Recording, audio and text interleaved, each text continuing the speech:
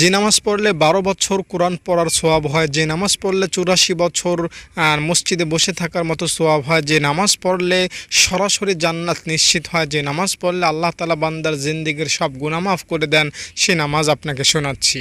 মাগরিবের পরে ৬ রাকাত নামাজ পড়বেন, আউয়াবিনের ১২ বছর কোরআন খতম করার সোয়াব হবে। আপনি চাস্তের ৪ রাকাত নামাজ পড়বেন, নফল নামাজ, ৮৪ বছর নামাজ পড়া, জিকির করা, মসজিদে বসে থাকার মতো আল্লাহ তাআলা আপনাকে সোয়াব দান করবেন।